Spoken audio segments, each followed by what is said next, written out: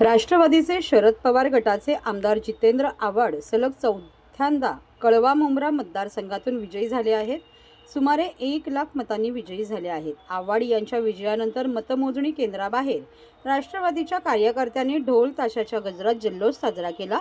कळवा मुंब्रा मतदारसंघातून राष्ट्रवादी शरद पवार गटाचे नेते जितेंद्र आव्हाड हे मागील 3 टर्म या मतदारसंघात आमदार म्हणून निवडून येत होते. राष्ट्रवादीमध्ये फूट पडल्यानंतर जितेंद्र आव्हाड हे शरद पवार यांच्यासोबत कायम राहिले होते, तर नजीम मुल्ला, आनंद परांजपे हे अजित पवार यांच्यासोबत गेले होते. या मतदारसंघातून जितेंद्र आव्हाड यांच्या विरोधात नजीम मुल्ला यांनी निवडणूक लढवली होती, परंतु नजीम मुल्ला यांचा सुमारे 1 लाख मतांनी पराभव झाला आहे. नजीम मुल्ला यांच्या पराभवानंतर राष्ट्रवादी काँग्रेसच्या कार्यकर्त्यांनी मतमोजणी केंद्राबाहेर जल्लोष साजरा केला.